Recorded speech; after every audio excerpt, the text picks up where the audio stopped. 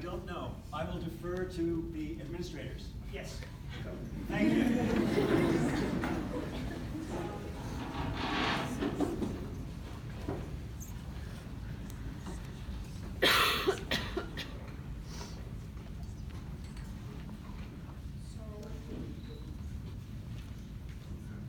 The next one I'll read is about, as I said, I was appointed to the Library of Congress, so before my appointment, I was asked to write a poem for the ceremony about a library, which is a difficult topic, but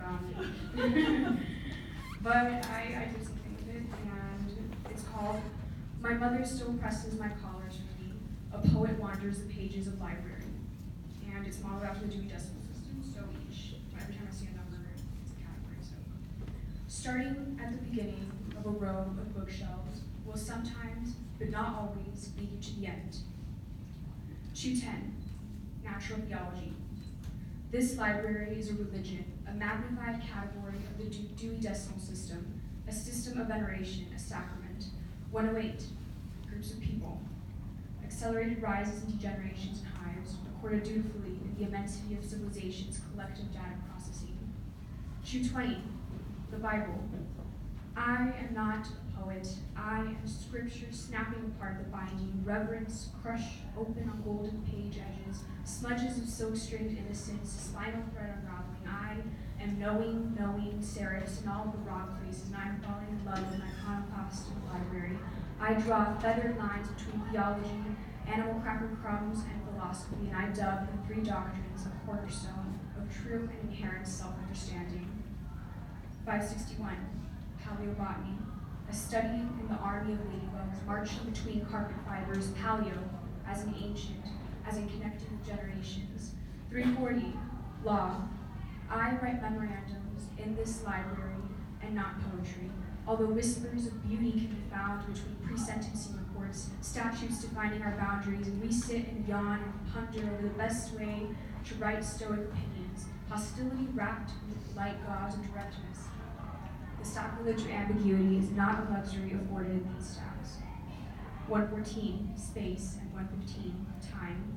Stanzas are tucked into different corners. These words are charred splinters of bookshelves being burned. They are singed church steeples, the vernacular of a child learning to build and destruct things within the boundaries of sincerity, of the question, is this me, reflected in the titles jumbled on the weight of my mind, of the answer, surely not, refracted in the beacon of a censor tag.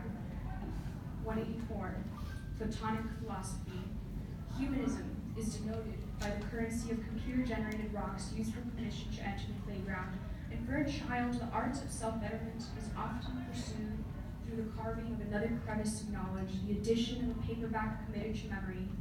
The edges of the universe sputter on our ivory domes, skimming cloud-painted frescoes, while modern-day library patrons skim popsicle-stained fingertips on the frames of library double doors, flanked by figures of eternal perplexity, captured in the face of marble statues, mirrored in a moment of revelation. 120, the self. I am this, a splintering facade, the weight of millions before me. Here, a Palladian homage to everything that holds society together, unfathomable worlds cracking open in an instant, and today it is reduced to one question. 608, patents. Why do patent lawyers need science backgrounds?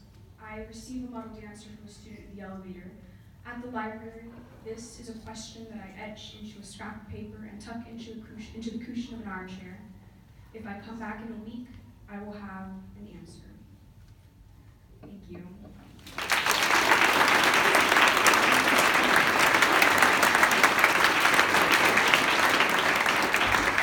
Thank you very much. Just wanted to tell you that, it could be a Bosque School student if you were to submit your portfolio to the National Scholastic Arts Awards that could be here. Or, of course, any student in the country. It's really up to you. You carve your own path. Thank you.